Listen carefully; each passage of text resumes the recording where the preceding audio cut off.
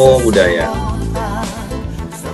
Bertemu kembali bersama saya, Prof. Aksiadi, sebagai moderator pada kesempatan hari ini, yaitu pada acara Bima Nusantara, yaitu Bincang Dhamma Nusantara, di mana acara ini adalah untuk menyongsong Waisak Abdi Negara dan Pelajar Buddhis Nusantara 2566 BE tahun 2022.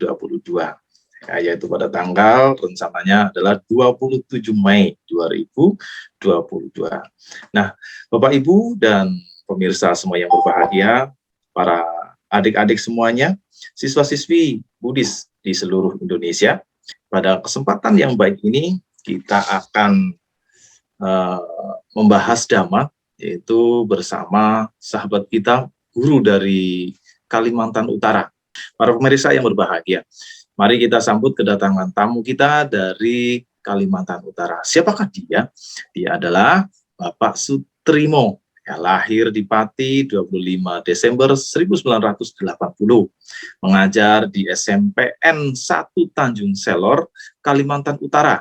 Kemudian beliau juga terlibat aktif dalam pembinaan umat di Wihara Dharma Cakra. Beliau juga seorang sekretaris pengurus daerah Magabudi, Kalimantan Utara. Beliau juga seorang sekretaris manajemen Sekolah Buddhis Paramita Tanjung Selor, Ketua MGMP Agama Buddha Provinsi Kalimantan Utara. Wah, luar biasa sekali ya. Baik, mari kita sambut. Selamat malam Bapak Sutrimo. Selamat malam Pak Aksiadi, Namo Buddhaya. Siap, terima kasih Pak Aksiadi atas kesempatan yang diberikan. Tidak lupa saya menyapa segenap pemirsa, umat Buddha, guru agama Buddha, siswa-siswi agama Buddha. Selamat malam, Sukihonto, Namo Buddhaya. Memang Pak Aksiadi kalau melihat tempat tanggal lahir, saya ini asli orang Pati dan asli juga orang Jawa. Oh iya, asli Pati dan orang Jawa. Bertugas di Tanjung Selor, Kalimantan Utara ya. Cerita singkatnya sih tahun 2003, saya ini merantau ke Balikpapan, Kalimantan Timur. 2003, 2005. Pertengahan saya melanjutkan belajar kuliah di STAB Malang, STAB Kertarajasa. Lulus tahun 2009, sempat mengabdi di Samarinda sekitar 10 bulan. Lalu di Tanjung Selor, di Wihara Dharma Cakra, itu dulunya ada salah satu romo juga. Nah, beliau sudah sepuh, minta pengganti, dan kebetulan saya direkomendasikan untuk ke Tanjung Selor. Nah, pada tanggal 19 Agustus tahun 2010, saya menginjakkan kaki di Tanjung Selor sore hari waktu itu. Dari Balikpapan, naik pesawat ke Tarakan, lalu naik speedboat, kapal cepat ke Tanjung Selor, waktu tempuhnya sekitar 1,5 jam. Oh iya. Bertemu dengan romo di sana, lalu ya saya disampaikan bahwa tugas saya adalah membina umat, menggantikan beliau sekaligus mengajar di tingkat SMP. Mungkin seperti itu Romo cerita singkatnya. Oke, baik Romo ya. Ternyata memang ini perjuangannya cukup panjang ya tadi ceritanya. Nah, jadi dari STAB Kertarajasa tadi Romo ya kalau nggak salah. Iya. Kalau nggak salah itu ada di Malang ya Romo ya. Dan di sana kalau nggak salah ada pendidikan yang menjadi samanera ya Romo. Boleh cerita sedikit Romo tentang STAB Kertarajasa ini, boleh Romo? Saya basicnya bukan Buddhis awalnya Pak Aksiadi. Nah, mengenal Buddhis di Balikpapan itu tertarik. Nah, ketika waktu itu disarankan untuk mendalami agama Buddha, saya disarankan untuk belajar itu. Nah, ketika belajar ya, saya masih ingat ketika wawancara, nama Karapatala belum hafal. Pokoknya betul-betul masih nol. Masih nol, akhirnya ya saya belajar mengikuti pola pembelajaran di sana. Lalu semester 1 di bulan Desember itu kan setelah penghujung semester 1 di Malang itu setiap mahasiswa wajib mengikuti Pabaja Samanera Vipassana. Nah, di situ saya dibimbing oleh Bante Kanti Daru Mahatera untuk mengikuti proses belajar Vipassana itu, dan di situ banyak pengalaman. Akhirnya kita mengetahui meditasi Buddhis, lalu tata caranya, inti-inti ajaran. Karena seingat saya waktu itu setiap sore itu diputarkan Dhamma tape tentang penjelasan meditasi, rekaman dari suara Bante Giri Rakito Mahatera. Itu saya sangat terkesan sekali, sampai rekaman itu saya copy, Pak Aksiadi, saya copy sampai sekarang. Jadi kalau momen-momen tertentu saya lagi kangen, saya putar itu. Ada berapa rekaman itu. Seperti itu, Romo. Dan juga ada kenangan juga waktu itu STAP Kertarajasa belum memiliki gedung seperti sekarang. Jadi proses pembangunan. Jadi kami di luar waktu kuliah biasanya kerja bakti, ngangkat bata apa seperti itulah. Ya, baik Pak Trimo. Jadi menarik sekali tadi tentang rekaman yang dari Bante Giri Rakito kalau nggak salah ya. Itu terkait dengan meditasi atau terkait dengan apa itu, Pak Trimo? Kalau biar kami juga ingin tahu juga sih sebenarnya rekaman apa sih sebenarnya yang bikin kangen itu, Romo. Jadi rekaman penjelasan tentang meditasi Vipassana itu sendiri, juga di dalamnya itu uraian juga tentang Dhamma ajaran Sang Buddha, tentang konsep-konsep ketuhanan, banyak sekali tentang anicca, begitu ya. Karena basic saya bukan Buddhis, dan Dhamma ajaran Sang Buddha ini kalau menurut saya kan luar biasa Pak Aksiadi, laksana permata memang. Jadi sesuatu yang beda dengan sebelumnya itu mengundang saya untuk, oh kok beda gitu. Jadi ada kayak semacam ketertarikan itu, apalagi ajaran tentang ketidakkekalan, hukum karma. Ada satu momen juga Bante itu yang masih saya teringat, itu adalah tidak ada yang menjamin diri kita ini, semua sangat mungkin.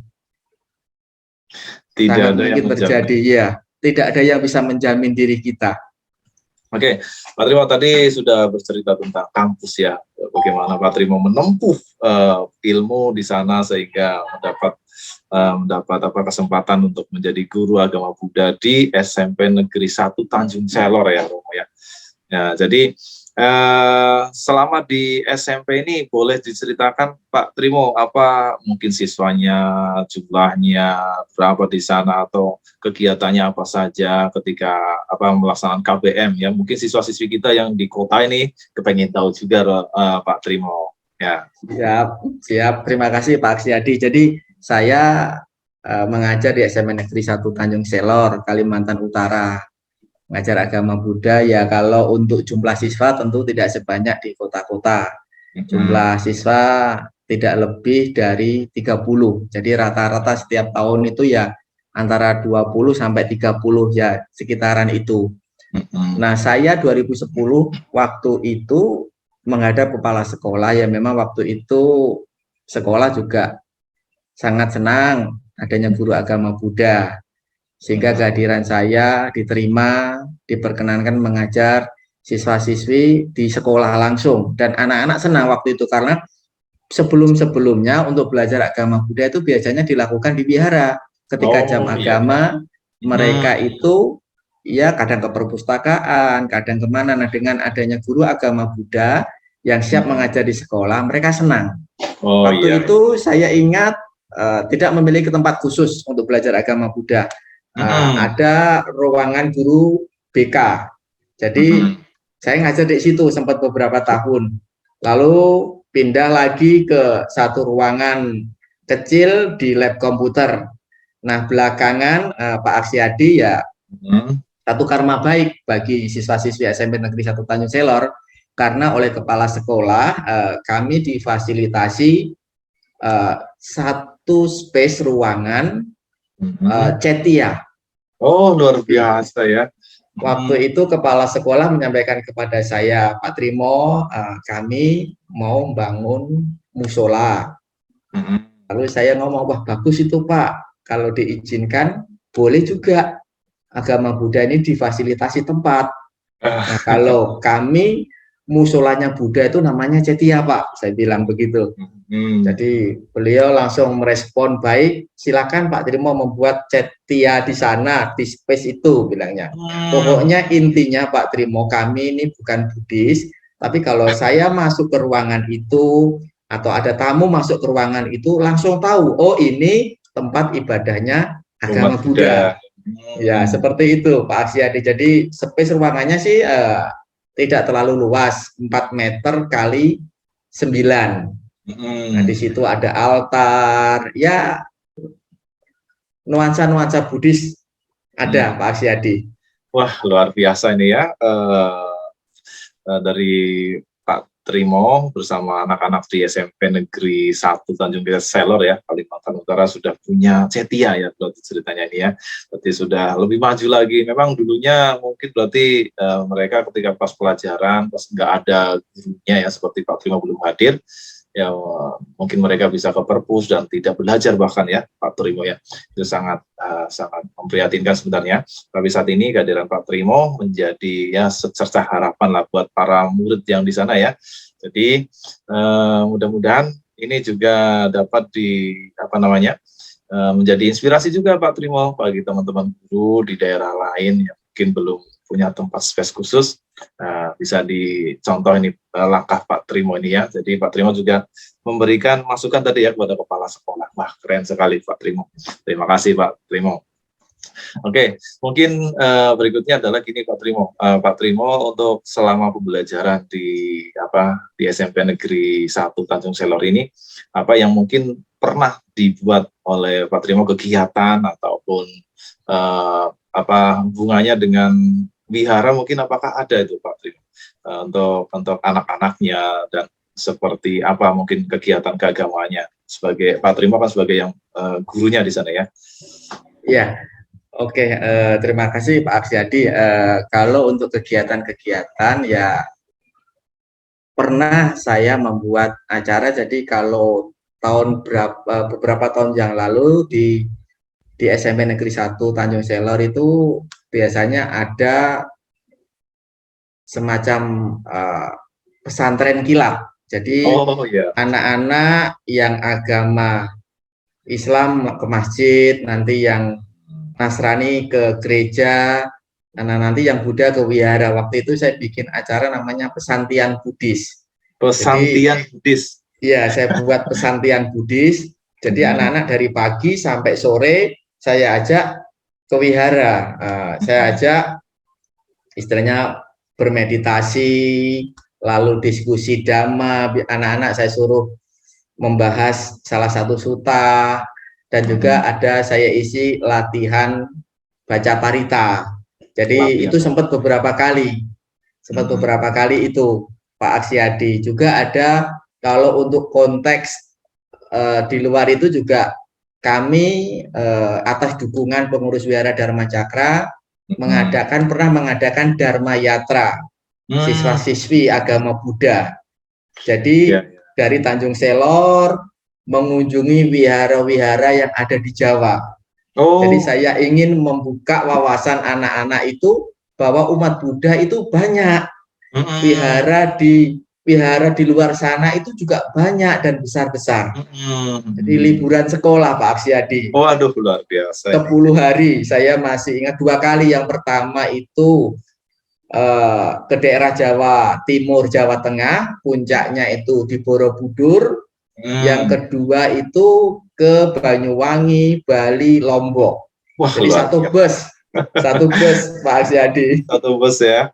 Ya. Oh ya, baik. Wah, luar biasa nih Pak Trimo. Sangat menarik sekali. Meskipun di Kalimantan Utara dan letaknya cukup jauh ya, itu pertengahan Indonesia lah ya di sana ya. Namun Pak Trimo berani juga bertekad tadi ya untuk cobalah Dharma Yatra. Ternyata kesampaian juga.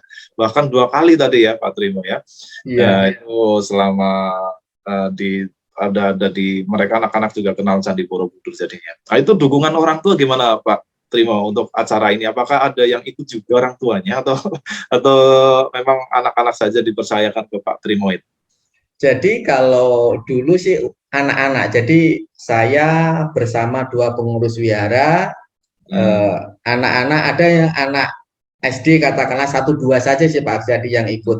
Karena dia masih kecil, orang tuanya ikut. Tapi kalau sudah SMP atau sama SMA enggak ikut orang tuanya. Anak-anak happy dan mereka senang, apalagi satu momen itu ketika anak-anak bermalam di wiharanya Bante Sukito di Buneng, Blitar, di Blitar. Itu kan di sana kan hampir satu kampung ini Buddhis. Dan istilahnya ya orang Jawa, mereka kaget anak-anak. Ternyata orang Buddha, umat Buddha itu tidak hanya Tionghoa ya Pak Trimoya, jadi senang mereka. Jadi oleh umat sana itu dibuatkan acara pentas seni di malam hari. Ya, jadi ramah tamah seperti itu. Jadi sangat berkesan anak-anak. Apalagi di Borobudur itu Pak Aksyadi. Jadi sampai di Borobudur, anak-anak saya ajak untuk pradaksina, melakukan puja, membaca parita. Saya katakan ke mereka, Candi Borobudur ini adalah identitas kita, umat Buddha. Kita harus bangga. Kita harus menunjukkan sikap hormat. Biar orang-orang yang berkunjung ke Borobudur ini melihat, ini loh umat Buddha melakukan puja di Candi Borobudur. Seperti itu. Jadi anak-anak itu senang sekali. Wah, ini pembelajaran yang sangat kontekstual sekali ya tentunya Pak Trimo ya, benar-benar langsung aplikatif ya, bagaimana melakukan pradaksina langsung di Candi Borobudur, candi termegah di dunia bahkan lah ya, bukan hanya di Indonesia saja. Dan bahkan saat ini Pak Trimo juga mungkin ada berita ya bahwa Candi Borobudur ini sudah menjadi nanti ada destinasi sebagai wisata religi internasional Pak Trimo ya. Nah sekarang mungkin kita akan menginjak berikutnya, yaitu pesan Pak Trimo ini untuk kita semuanya Bapak Ibu dan para hadirin semuanya dan para siswa-siswi terkait dengan Waisak ya. Mungkin Pak Trimo boleh memberikan pesan Waisak kepada kita semuanya yang hadir pada malam hari. Silakan Pak Trimo. Siap Pak Aksyadi. Ya, Waisak atau sering kita kenal dengan Trisuci Waisak adalah salah satu hari raya agama Buddha. Memang di dalam agama Buddha kita mengenal 4 hari raya, tetapi yang dikenal secara publik adalah hari raya Trisuci Waisak. Ini patut kita rayakan dengan penuh sukacita, apalagi untuk siswa-siswi Buddhis. Kita bagaimana menanamkan kepada mereka agar memiliki nilai, memiliki makna dalam perayaan hari raya Trisuci Waisak ini. Kalau saya biasanya ngomong sama anak-anak bahwa kita patut bangga. Hari raya kita, 1, memperingati 3 peristiwa penting. Lahir, mencapai penerangan sempurna, dan parinibbana. 3 peristiwa terjadi pada satu momen, ini luar biasa. Yang kedua adalah tepat pada bulan purnama. Ini yang selalu saya tanamkan kepada anak-anak. Dan harus kita rayakan dengan sukacita. Tentu harus kita bingkai dengan nuansa-nuansa kebajikan. Harus kita isi dengan perbuatan-perbuatan baik. Seperti saat ini menuju Waisak ini ada acara Bima Nusantara, lalu di wihara-wihara mengadakan SPD, lomba-lomba bisa diadakan di tingkat pelajar, seperti di Wihara Dharma Cakra juga setiap minggu mengadakan lomba-lomba. Semua itu dilakukan dalam rangka menyambut datangnya Trisuci Waisak. Mari perayaan Trisuci Waisak ini kita gunakan, kita isi dengan banyak berbuat baik. Mungkin itu saja Pak Aksyadi yang dapat saya sampaikan terkait dengan Waisak. Baik, terima kasih Pak Trimo ya. Kemudian berikutnya Pak Trimo, saya ingin juga tanya ya. Mungkin boleh diceritakan Pak Trimo, adakah semacam hambatan ataupun kebahagiaan juga boleh diceritakan tentang perjuangan Pak Trimo ini di Kalimantan Utara. Silakan Pak Trimo. Terima kasih. Kalau dalam konteks sebagai guru maupun dalam ruang lingkup pembinaan, suka duka itu pasti kita alami. Semua pasti mengalami, guru agama Buddha semuanya pasti mengalami. Nah, yang pasti bahwa kami Pak Aksiyadi, yang namanya guru agama Buddha di daerah itu memang harus serba bisa. Serba bisa ya Romo ya. Harus serba bisa, bisa mimpin puja bakti, bisa apa namanya ceramah, bisa jadi MC, bisa baca doa di acara-acara tertentu, misalnya event ada umat resepsi perkawinan, ulang tahun, semuanya harus serba bisa. Dan tidak ada pilihan, jawabannya harus pasti, mau. Tidak ada pilihan, mau tidak mau tidak ada, harus mau. Harus nah, ini, mau, waduh, ya. Ini kalau boleh dikatakan sebagai sebuah tantangan, di mana kami di daerah ini memang harus selalu ya belajar pada akhirnya, Pak Aksiyadi. Nah, yang kedua, karena kita sebagai guru ini di daerah ini ada harus serba bisa tadi, saya mengajak kepada semua guru yang ada di Nusantara ini, mari kita ambil peran sebagai guru, kita ambil peran di dalam pembinaan. Bisa kita menjadi salah satu pengurus organisasi keagamaan, pengurus wihara, pengurus sekolah. Karena ketika kita mau dan mampu memposisikan sebagai guru dan terlibat aktif dalam pembinaan, artinya kita ini apa istilahnya saya bilang, dari hulu sampai hilir kita bina. Kita jangan mudah terjebak, saya guru mengajar tanpa memperhatikan sisi hulu. Nah, nanti kalau hulu tidak kita perhatikan, lama-lama murid habis. Karena memang tidak ada pembinaan di hulu. Makanya dengan terlibat aktif di organisasi, di wihara, menjadi pengurus organisasi-organisasi itu adalah salah satu wujud nyata kita melakukan pembinaan di hulu. Kalau hulunya bagus, murid akan terus bertambah. Anak-anak juga akan semangat. Memang tidak mudah. Kalau di kota Pak Aksiyadi ya SDM begitu banyak. Ada sedemikian banyak. Kalau di daerah ini kayak kami ini di Kalimantan Utara ini ada Kabupaten Bulungan, Tanjung Selor ini saya dan beberapa teman, nanti di Nunukan ada Pak Hardani, di Malino ada Pak Supriyono, di Tarakan ada Pak Sutiono, Pak Semin, Pak Setiawan, semuanya seperti itu Pak Aksiyadi. Jadi tidak hanya berhenti sebagai guru, beliau-beliau ini sangat aktif di wihara-wihara binaan. Wah, luar biasa nih Pak Trimo ya. Ini adalah salah satu terobosan buat kita semuanya, Bapak Ibu guru, terutama yang ada di seluruh Nusantara ya. Guru pendidikan agama Buddha harus mengambil peran juga ya. Tadi yang disampaikan oleh Pak Trimo. Nah, saya lihat juga tadi CV Pak Trimo itu juga sebagai sekretaris pengurus daerah Majelis Agama Buddha Theravada Indonesia ya Pak Trimo di Kalimantan Utara. Nah, itu pembinaannya seperti apa Pak Trimo kalau boleh tahu? Baik Pak Asyadi, jadi memang dalam aktivitas keorganisasian agama Buddha saya sebagai sekretaris Magabudi Kalimantan Utara. Jadi memang kalau konteks pembinaan ya tentu yang memiliki wilayah ini kan Magabudi PC. Nah, PD ini lebih kepada membangun sebuah jaringan, Pak Aksiyadi. Jadi belajar pengalaman biasanya melalui organisasi inilah kami melakukan pendekatan-pendekatan ke pemerintah, utamanya ya terkait pembinaan. Saya ambil satu contoh ini Pak Aksiyadi, melalui Magabudi ini kami beberapa kali menyurati ke Dinas Pendidikan. Tujuannya adalah untuk meminta agar diberikan formasi guru.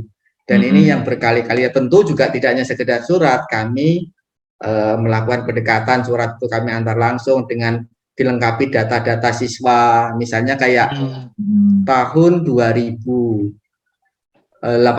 atau 19 saya agak-agak lupa, memang waktu itu kami melalui Magabudi Provinsi itu membuat surat menyurati gubernur agar diberikan formasi guru agama Buddha.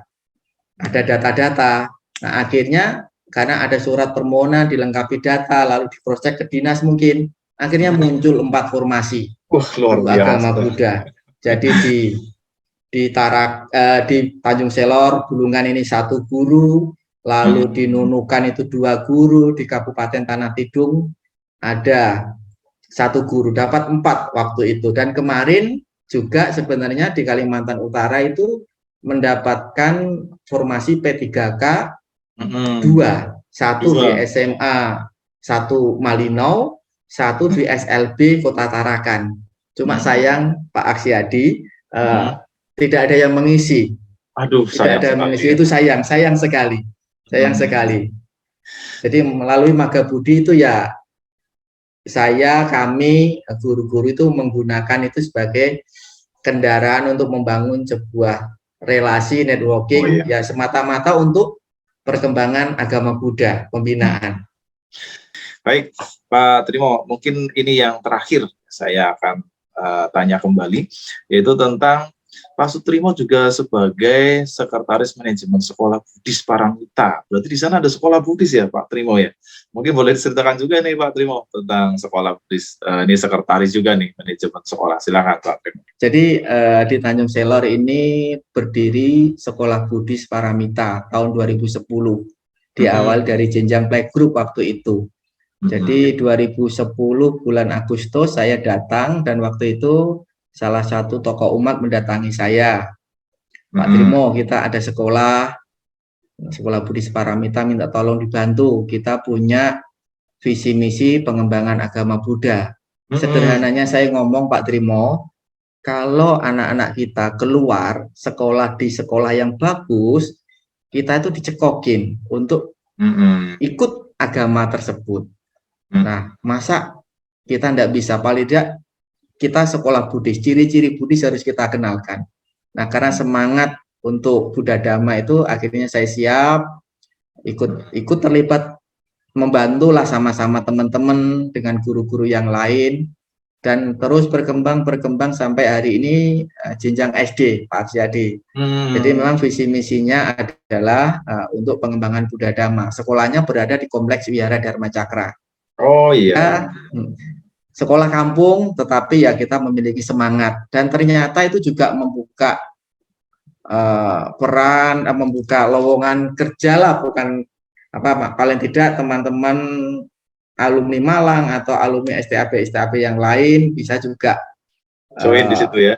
Join ke sini, dan itu memang sampai hari ini guru agama Buddha di Tanjung Selor itu saya hitung-hitung sampai 12 SAG. Pak Aksiadi, tidak nyangka Tanjung Selor kota kecil, tapi SAG-nya kok banyak, sehingga pembinaan pun akhirnya berjalan. Jadi kalau ada kayak Waisak nanti ini Pak Aksiadi, sudah kami atur ini kegiatan ini siapa penanggung jawabnya, ini siapa begitu. Waduh, luar biasa sekali ya, Pak Trimo. Jadi para pemirsa yang berbahagia, Bapak Ibu, guru yang ada di Nusantara, demikianlah perbincangan kita dengan Pak Trimo, sosok guru agama Buddha yang sangat inspiratif sekali untuk kita semuanya, untuk kita ikuti jejak langkahnya beliau ini. Semoga Pak Trimo senantiasa sehat selalu di sana, terus mengabdi bersama sahabat-sahabatnya ya Pak Trimo. Oke, Pak Trimo, mungkin satu lagi Pak Trimo untuk closing statement Pak Trimo untuk sahabat kita, para guru, untuk orang tua murid, untuk para siswa Buddhis yang ada di seluruh Indonesia. Silakan Pak Trimo memberikan motivasi kepada kita semuanya. Ya, kepada teman-teman sejawat saya, guru agama Buddha di seluruh Nusantara, mari kita berbuat sesuatu yang baik, berbuat sesuatu yang bermanfaat untuk agama Buddha. Karena kita semua guru agama Buddha ini adalah ujung tombak bagi perkembangan agama Buddha dimanapun berada. Mari kita berbuat sesuatu yang baik, sesuatu yang bermanfaat. Yang baik, yang bermanfaat, kita sendiri yang tahu ukurannya. Yang terpenting kita berbuat semampu dan sebisa kita. Saya pikir itu Pak Aksiadi. Terima kasih. Baik Pak Trimo, terima kasih sudah ada di sini. Saya ucapkan anumodana Pak Trimo. Semoga Pak Trimo bersama sahabat-sahabat guru di Tanjung Selor sehat selalu, dan para siswanya juga, dan para umat Buddha juga di sana. Salam untuk mereka semua Pak Trimo ya. Dan Bapak Ibu semuanya yang ada di sini, jangan lupa yang belum subscribe ya, yaitu Humas Pergabi, silakan di subscribe dan diisi komentarnya juga, dan klik like dan tekan tombol loncengnya. Saya Roaf Jadi, anggota Pergabi dari Provinsi Banten, mengucapkan terima kasih dan mohon maaf sekali lagi apabila ada kekurangan. Sabe sata buantu sukitata, semoga semua makhluk hidup berbahagia. Sadu, sadu, sadu. Sadu. Oke, terima kasih. Namo Buddhaya. Namo Buddhaya.